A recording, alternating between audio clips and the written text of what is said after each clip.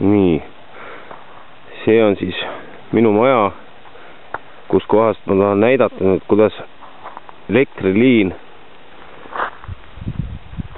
läheb esimese alajaamani, mis on majast kuskil 2 kilomeetri kaugel. Siin veel selles osas tundub liin visuaalselt suht okei. Aga me hakkamegi nüüd mööda liini edasi liikuma ja me näeme, mille eest nüüd Eesti Energia ja Levira minu käest raha küsivad. Nii.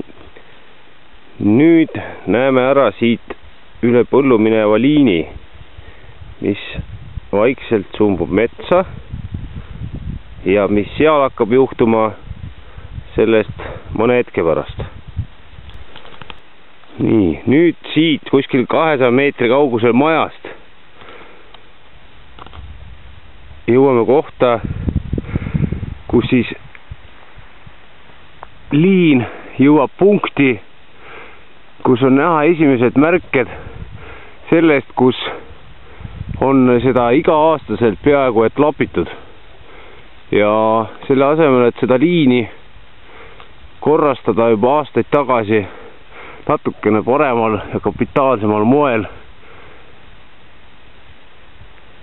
on liinide parandusmeeskond iga-aastane tihe külaline mul. Kui te näete, isegi see post ei kannata enam kriitikat, kuid see post näeb siin edaspidistega võrreldes veel üsna kobe välja. Siit sellest liini osast edasi nüüd liigume metsa ja seal läheb asi veel põnevamaks. Nii, nüüd oleme metsas jõudnud selle 3. elektripostini, kus siis niinimetatud elektriõhuliin läheb sujuvalt üle maapealseks liiniks. Ehk siis, kui te panete tähele, siis see post, mis seal on, siis paraku liini ei toeta enam. See liin jookseb sinna maha. Kohe jõuame sinna punkti. Nii, nüüd oleme siis jõudnud põhimõtteliselt siis selle postini, mis esimesena seda liini enam ei toeta. See on siin samas minu käe ulatuses. Võiksin teda siit rabada või mitte rabada. See tuleb siis minu maja poolt ja liigub edasi sinna alajaama poole, kuid nagu juba siit poolt võite näha, see nimetatud liin või kaabel jookseb sujuvalt maa alla. Kas just maa alla, aga lume alla vähemalt. Nii, ja kui te eemalt sealt nüüd näete seda järgmist elektriposti, siis seda põhimõtteliselt ei olegi olemas. Kohe jõuame sinna lähemale ja näitan teile. Nii, siin on veel näide, kuidas see liin nüüd jookseb mööda põõsaid ja õsa vahel. Aga nii ta paraku on. Siin on siis meie niinimetatud liini tugipost, mis vähem, mitte et ta nüüd midagi üldse toetaks, ta vaevalt toetab iseennast. Nii et selline on tänapäeva 2013. aasta elektrivõrgu pakutav teenus talupidajale. Ja see liin, mis peaks siit jooksma nüüd, jookseb siit lume alt sujuvalt, kuni hakkab taas kerkima kõrgustesse. Ehk siis, et me võime edaspidi teda nimetada jällegi õhuliiniks. Me oleme tulnud praegu kuskil 500–600 meetrit ja asi läheb veel edasi. Nii, nüüd me oleme jõudnud põhimõtteliselt punkti, kus siis see niinimetatud liin väljub metsatukast ja kaablist saab jällegi traadid, 2 traati, mis siis lähevad siit sellest postist edasi. Ja kui näete, kui mõnusa tugeva pinge all on olnud see elektripost vähemalt, siis pinge kvaliteedi pärast, nagu mina ei peaks üldse nurisema.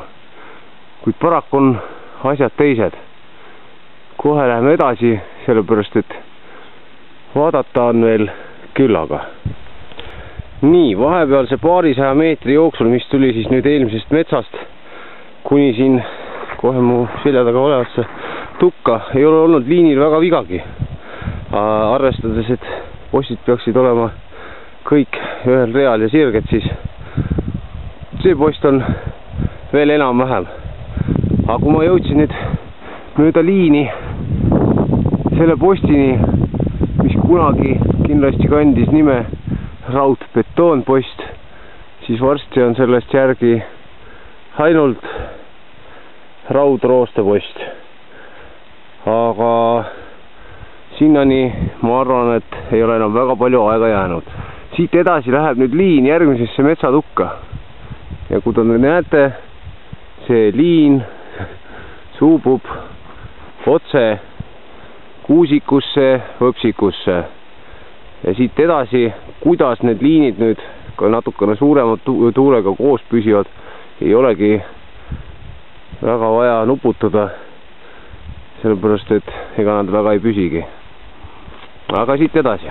Siit tuleb see siis ilustik läbi kuuseeki ja niimoodi edasi. Nii, nüüd oleme jõudnud järgmisesse metsatukka ja siin põhimõtteliselt näeme sama liini liikumast läbi tuka ja seal eemal kõik näevad, et ta toetub ilusti sinna puude peale, kuusepuude peale nimelt. Üks kuusk, mis ka siin aasta-paari tagant on seda liini rappinud, on siin maas, kuid see on juba ajalugu. Kuid siit edasi me nüüd liigume põllu peale, mis jääb siis sinna suunda ja sealt saab veel nii mõnegi üllatuse osaliseks. Nii, nüüd väljusime sellest metsatukast ja nüüd ärge nüüd naerma hakake, kui te näete nüüd, mis toimub selle põllu peal. Siit läheb see liin edasi ja välja läheb see edaspidi siis niimoodi. Ei. Mitte mina ei hoia fotoaparaati viltu, vaid see liin ongi selline. See liin põhjasmõtteliselt liigub mööda põldu traatide toel. Traadid hoiavad neid poste ilusti üleval, et nendega ei tekiks mingit probleemi, et nad maha ei kukuks.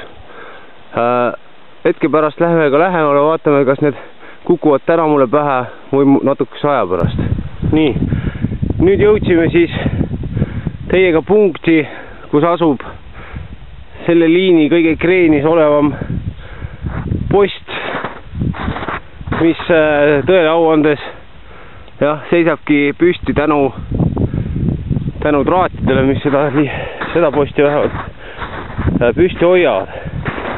Et põhimõtteliselt posti seisund on sama nagu põhimõtteliselt kõigil nendele postidel, mis siin liini peal kasutusel on, aga paraku on ajahammas, tuuled ja muu sellele postile eriti rängalt mõjunud.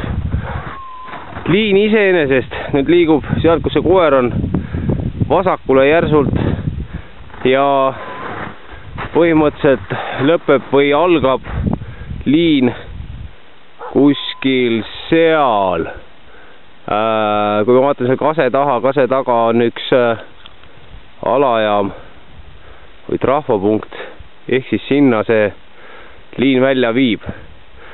Sõnum mul, kallis vaataja, kes sa seda vaatad, küsimus.